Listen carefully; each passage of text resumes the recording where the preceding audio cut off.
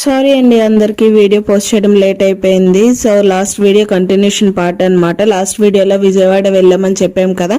So అమ్మవారి దర్శనం అన్ని కంప్లీట్ చేసుకున్న తర్వాత ఇంకా ఎక్కడికి వెళ్ళాలి, ఏం చేయాలో తెలియక ఆటో డ్రైవర్ గారిని ఇక్కడ ఏమన్నా చేయడానికి మంచి ప్లేసెస్ ఉంటే ఏమన్నా చెప్పండి అంటే అందులో ఇది ఒకటి చెప్పారనమాట. రాజీవ్ గాంధీ పార్క్ అని. ఇది కృష్ణవేణి ఘాట్ రోడ్ ఆపోజిట్ లో అయితే ఉంటది. సో మీరు కూడా ఎవరైనా అమ్మవారి దర్శనం అది కంప్లీట్ చేసుకుని రిటర్న్ ట్రైన్ కి టైం అది ఉండేటట్టు అయితే ఒకసారి మీరు కూడా వచ్చి ఈ పార్క్ ని విజిట్ చేయండి. చూడడానికి అయితే చాలా బాగుంది.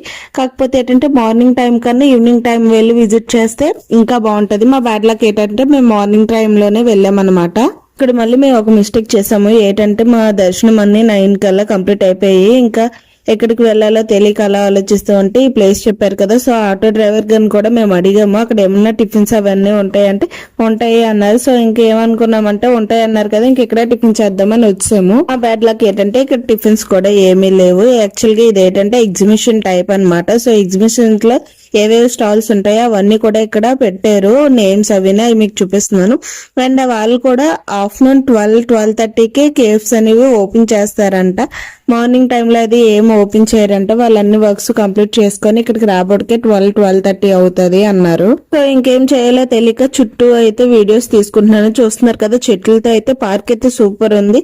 మొత్తం గ్రీనరీతో అయితే బాలేగా అందంగా రెడీ చేశారనమాట. బాగా దాహం కూడా వస్తుంది. వాటర్ బాటిల్ కూడా కొనుక్కోవడానికి కూడా ఎక్కడ ఆగలేదు. సో ఇంత దూరాన్ని ఉందని వాటర్ ట్యాంక్ అయితే మీకు చూపిస్తున్నాను. అయితే మేము ఫిబ్రవరిలో వెళ్ళాం అనుకుంటాం విజయవాడ. అప్పుడు ఈ పార్క్ మేము వచ్చే టైం అయితే 9:30 అవుతుంది అనుకుంటాను. చూస్తున్నారు కదా ఎండలు అయితే ఎలా కాస్తున్నాయి అంటే అంత దారుణంగా కాస్తున్నాయి.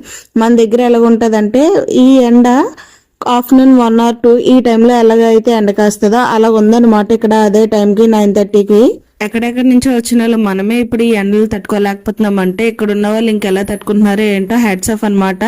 ఈ ఎండలు తట్టుకోవాలంటే ఇందులో సమ్మర్ సీజన్ లో ఇంకా చాలా హెవీగా ఉంటది. ఏప్రిల్ మే అయితే ఇంకా దారుణం కాస్తదేమో. ఈ ఫెబ్లోనే ఇలాగుంటాయి. ఈ స్టాచ్యూ అయితే చాలా డిసప్పాయింట్ గా ఉన్నారు. ఎందుకు ఏంటో తెలియదు. యాక్చువల్ గా నాకు తెలిసినంత వరకు అయితే నేను చెప్తున్నాను, చాలా డిసప్పాయింట్ గా ఉన్నారు. ఏవేవో బాధలుండి తట్టుకోలేనట్టు అలా సిట్టింగ్ వేసుకొని తలదించుకొని చాలా ఫీల్ అవుతున్నారు.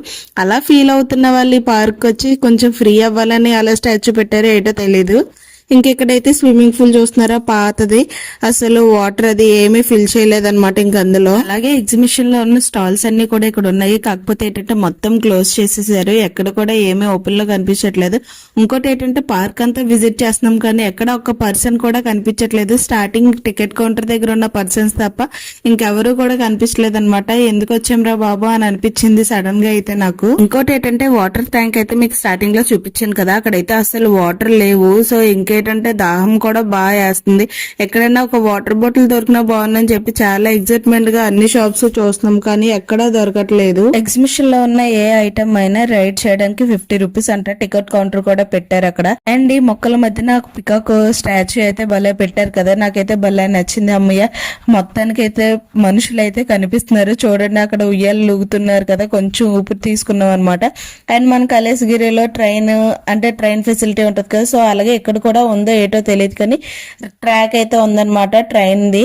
ఇంకా పిల్లల్ని ఎప్పుడైతే చూసాడో మా జస్సుకు కూడా కొంచెం ఎనర్జీ వచ్చింది. ఆ ఉయ్యాలలు, జారుడు బళ్ళు అవన్నీ కూడా ఉన్నాయని చెప్పి వాడు కూడా ఇంకా హ్యాపీగా ఫీల్ అయిపోయాడు అనమాట. సో ఇంక మేము కూడా మనం అయితే ఇంకా ఎలాగే ఎంజాయ్ చేయలేమని పిల్లలన్నా ఎంజాయ్ చేస్తారు కదా అని ఇంకా పిల్లల్ని తీసుకుని వెళ్ళిపోయాం అనమాట. ఇంకా ఇక్కడైతే karate classes, some yoga classes ఏవో జరుగుతున్నాయి. వాళ్ళు బ్రేక్ఫాస్ట్ అయితే చేస్తున్నారు. ఇంకా మా పైన గ్రీన్ కలర్ స్లైడ్ ఉంది కదా, అందులో మా జస్సు అయితే ఉన్నాడు. చూడండి గుండుతో అయితే భలేగా ఉన్నారు.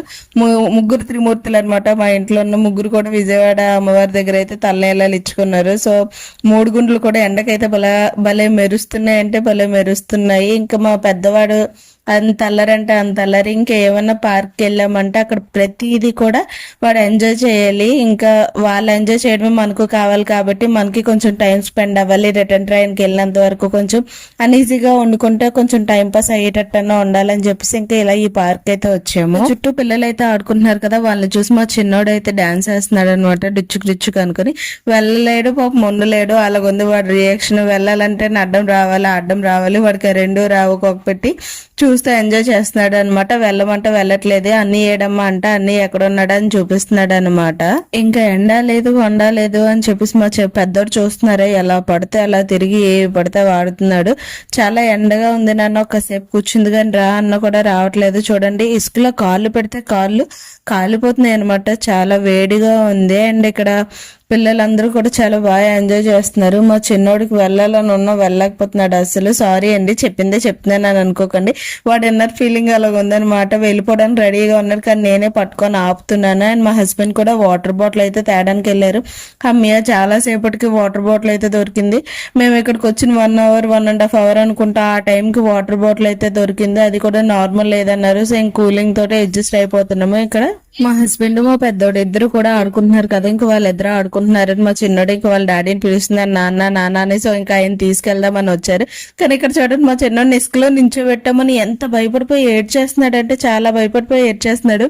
మళ్ళీ ఒకసారి మీకు చూపించడానికి నించోబెట్టమంటున్నాను చూడండి.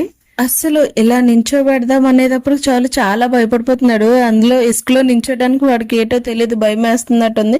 అంటే ఎప్పుడు కూడా అలాగా దాని మీద ఇసుకలో అది ఆడడం చేయడం అలాంటివి లేవు కదా, ఏదో వాడికి అన్ఈజీగా ఉన్నట్టుంది. చాలా అంటే చాలా భయపడిపోయి ఏడ్ చేస్తున్నాడు. ఇంక ఇక్కడ పిల్లలు చూస్తున్నారా కర్ర పుల్లల్లాగా ఉన్నారనమాట. ఎలా పడితే అలా స్ప్రింగ్ బాడీస్ ఉంటాయి చూడండి, ఎటు తిప్పితే అటు తిరిగిపోతారు. చూడండి ఈ అమ్మాయి చూడండి ఎలా తిరుగుతుందంటే అలా తిరుగుతుంది. హ్యాట్స్ ఆఫ్ చెప్పాలి. అదే నేనైతే ఏ కాలేజ్ చేయో ఇరుపుకొని పక్కన కూర్చుంటాను, అలా ఉంటది అనమాట మనతోటి. ఇప్పుడున్న జనరేషన్ పిల్లలందరికీ కూడా ఇలాంటివి నేర్పించాలి, ఎందుకంటే ఇవే వాళ్ళకి ఫ్యూచర్ లో బాగా హెల్ప్ అవుతాయి అనమాట. ఇంకా మనలాటలో ఇప్పుడు ఇవి నేర్చుకోవాలన్నా నేర్చుకోలేము, ఎందుకంటే ఎక్కడొక్కడ పట్టేసి ఉంటాయి. ఇప్పుడు ఎటు తిరిగినా అమ్మ అబ్బా అన్నం తప్ప ఇంకేం చేయలేము.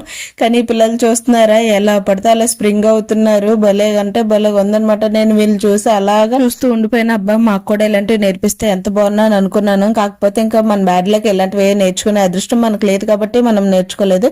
సో వస్తున్న ఆవిడైతే వీళ్ళు కోచ్ అనమాట. ఆవిడ వీళ్ళకి ఇవన్నీ నేర్పిస్తున్నారు. ఆవిడ కూడా అలాగే ఉందబ్బా. ఆవిడ పిల్లలు చూస్తే పెద్దవాళ్ళే కానీ ఆవిడ చూడండి ఎంత స్లిమ్ గా ఎంత నీట్ గా ఉన్నారబ్బా, నేను ఎప్పుడు అవుతానని అనుకున్నాను. ఇంకా మా పెద్దోడు చూసారా ఏది ఆడాలో తెలియక ఏది పడితే అదే ఆడుతున్నాడు. ఇంకా పిల్లల మైండ్ సెట్ ఇంకా అలాగే ఉంటది కాబట్టి వాడు అన్ని ఆడుకుంటూ ఉంటాడు. ఇంకా మొత్తానికి ఆకలి అయితే వేస్తుంది కానీ ఏమీ కూడా దొరకట్లేదు. ఇంకా ఇక్కడ ఒక క్లిప్ అయితే నేను తీసుకోవడం మర్చిపోయాను. మా వారేమో ఫ్రెంచ్ ఫ్రైస్ అవి పెట్టారంట, అవి తీసుకొచ్చారనమాట. 100 రూపీస్ కి మాక్సిమం ఒక 10 or 15 ఉంటాయేమో బైట్స్ అన్నీ వచ్చాయి అనమాట. ఆ ప్లేట్ అలాగా 100 రూపీస్ హెవీ కాస్ట్ అనిపించింది. సో ఇంకా పిల్లలందరూ ఆడుతున్నారు కదా, ఇంక మావాడు కూడా అక్కడికి వెళ్ళి ఆడడానికి అయితే రెడీ అయిపోతున్నాడు.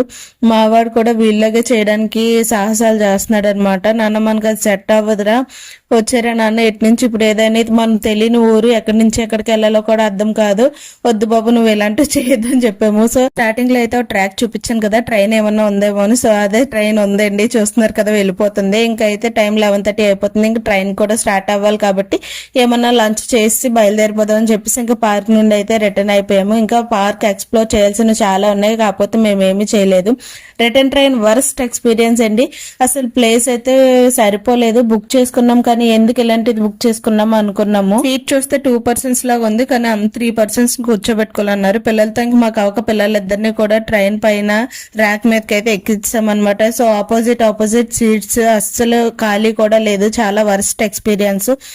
చాలా ఇబ్బందిగా కూడా ఫీల్ అయ్యాము. మార్నింగ్ ఏ విధంగా వెళ్ళామో ఇప్పుడు కూడా అదే విధంగా అయితే బాగుంది కదా. ఇంక ఫైనల్ గా ఇంటికైతే వచ్చాము. సో ఇదండి ఈ వీడియో కనుక నచ్చితే like, share and subscribe. Thanks for watching. Bye.